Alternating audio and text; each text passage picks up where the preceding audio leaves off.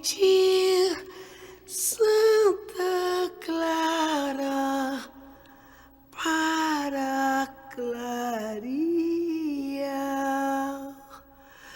Vou pedir Santa Clara para me ajudar.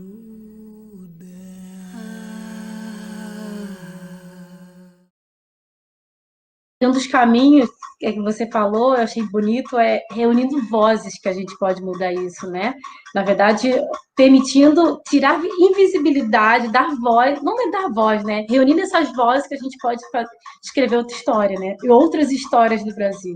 Então, assim, eu tô até emocionada em ouvir vocês duas, porque eu me identifico, né? Porque como a Artemisa iniciou falando, olha, a africana da diáspora, né? Pensando isso, mas como a gente tem muitos pontos em comuns, porque como você está falando da sua experiência, embora nós três temos experiências de militância, enfim, mas a minha experiência também é uma experiência de militância a partir da academia, mas já estando aqui no Brasil, né, quando a Artemisa veio, e que eu me vejo nesse processo de fortalecimento de mim mesma, né, dessa minha identificação, mas é um processo, como eu olho para 2001 e eu vejo quanto eu amadureci, né? E como eu acho que a minha voz é importante, porque não só se eu estou aqui, porque antes vieram pessoas, mas eu preciso também deixar esses legados, né? Tem uma coisa que você falou, Artemisia, que eu acho que é importante, pensar, me fez logo pensar uma coisa que a Bell Hooks menciona, que ela diz o seguinte: antes da gente desconstruir o mundo, lutar contra o mundo, a gente tem que desconstruir a gente. E isso tem sido meu lema para tudo, sabe? Seja para melhoria da minha aula, seja para melhoria da minha posição, do meu estar nesse mundo. Antes de eu olhar para o outro e falar, olha, o problema do machismo é só dos homens, mas cadê o machismo que está dentro de mim? Né? Então, essa desconstrução que eu acho que ela é revolucionária, autocrítica constante. E é isso, eu acho que quando você falou isso, automaticamente eu me remeteu a isso, né? E, enfim, até essa questão das próprias mulheres, né? Eu tenho pensado muito nisso, assim, o meu lugar, né, enquanto mulher negra, quando a gente olha para as mulheres africanas, né, e olha como submissa, e olha como passiva, a gente está sendo opressor, né?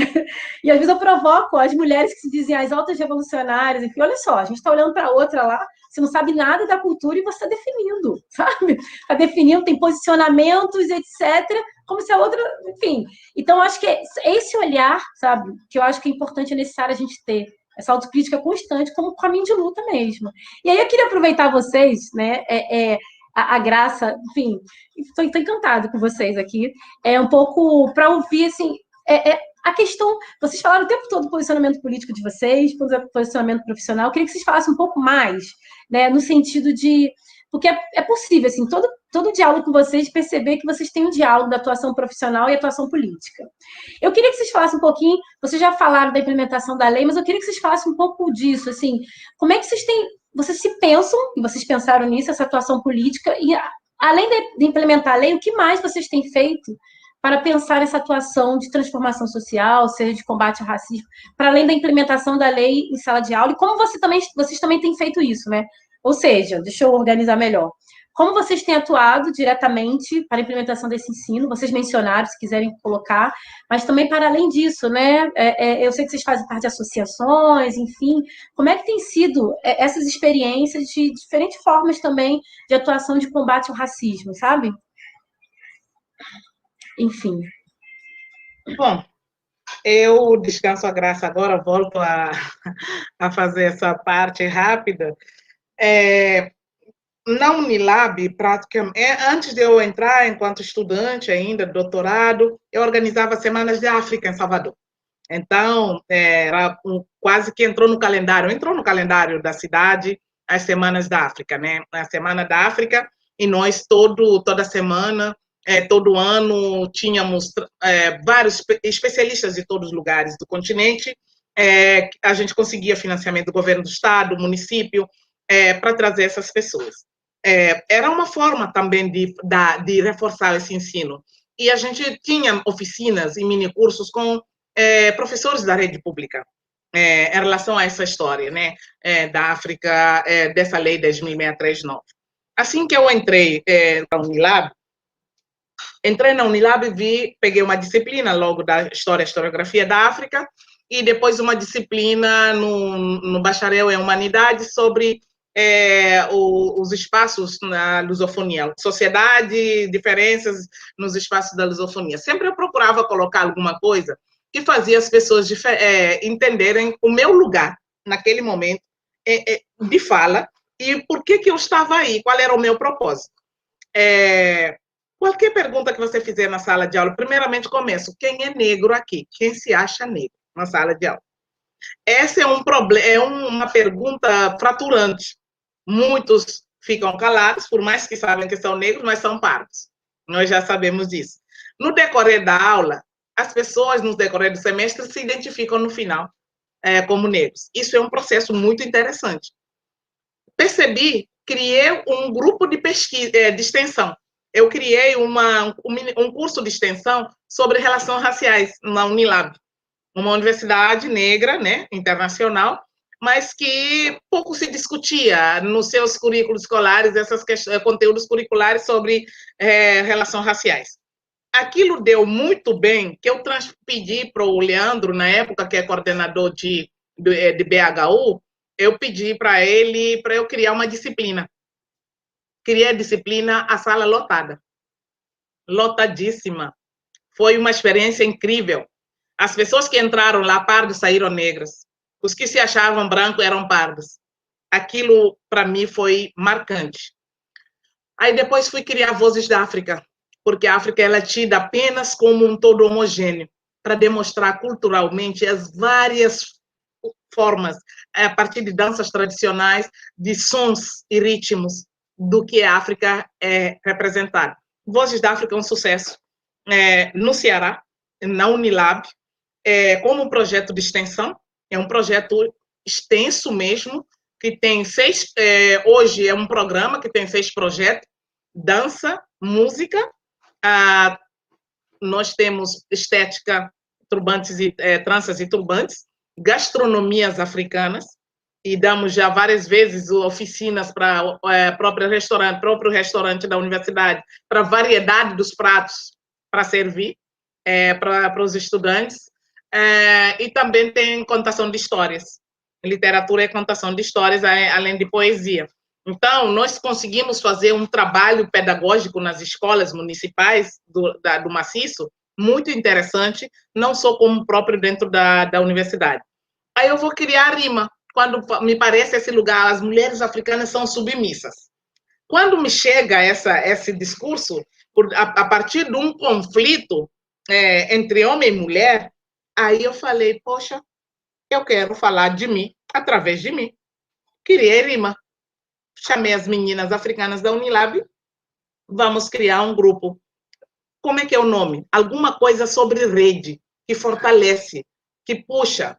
Aí começou Rede das Mulheres Africanas da Unilab, depois Rede Internacional das Mulheres Africanas, e a gente foi, assim, criando rima, celebrando datas de Dia das Mulheres de cada nacionalidade, fazendo os eventos, conferências, em diálogo com as mulheres africanas da diáspora, nós vamos fortalecendo e trazendo o conceito de mulherismo de uma forma mais, com uma outra roupagem, apesar de um conceito também criado por fora, mas se adequa melhor dentro do que se diz, das suas diretrizes, dentro do conceito que as mulheres africanas trabalham, né? Aí a gente discute, cria formação através de módulos na universidade e abre isso para todos, né? Convida professoras que são especialistas em gênero. Foi questão de formação mesmo, porque o empoderamento de conhecimento ela é mais importante do que o poder mesmo.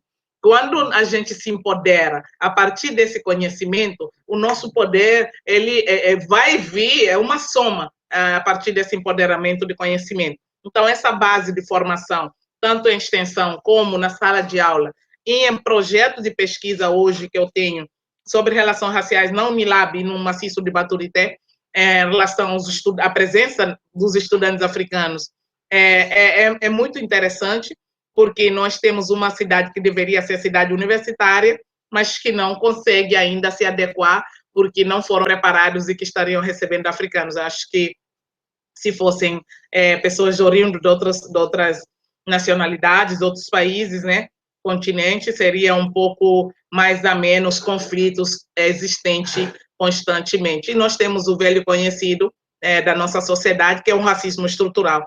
Então, aí não tem tanto ela é institucionalizada, como ela é estruturante também. Então, você convive nesses dois espaços, tanto dentro da universidade como fora dela, nesse processo de mediação entre o racismo, por vezes explícito e por outras vezes negociada contigo, mas que nós precisamos constantemente estar reinventando e criando a resiliência, que não só a gente resiste depois, mas primeiramente você cria a resiliência para poder se adaptar à realidade, possivelmente para depois resistir. Então, eu acho que são os processos que a gente vai construindo para a contribuição desta lei. E sobre a história da África, a gente já cria essa questão da ruptura epistemológica, do movimento pós-Segunda Guerra Mundial, da África, da história da África como disciplina mesmo, e das várias fontes, como a tradição oral, como uma das técnicas, como uma das fontes, né, da história, e isso cria uma ruptura. Nós temos um grande diferencial na Unilab em relação às outras universidades, que a nossa universidade já nasce com essa diretriz. A gente não cria, a gente já não inventa a roda, é só seguir. Só que não é também fácil. Não é também fácil. Existe uma resistência, é meio que nós sabemos da cultura eurocêntrica das universidades federais, mas a universidade nós temos o respaldo de fazer o que a gente de dar, por exemplo, religiões em África, história da África, como é que se chama? A África, a formação do Brasil. Então, são questões, disciplinas que em algumas universidades você não encontraria como disciplinas obrigatórias, mas que a Unilab tem isso no currículo já instituído, e a gente faz questão de incluir, e ainda mais a questão das ações afirmativas, que hoje temos negros, quilombolas, indígenas, ciganos, LGBT, quem mais, etc. Todas as minorias que a gente pode incluir numa universidade que nasceu internacional para fazer esse diálogo coletivo. Muito obrigada. Vou pedir Santa Clara para clarear. Vou pedir Santa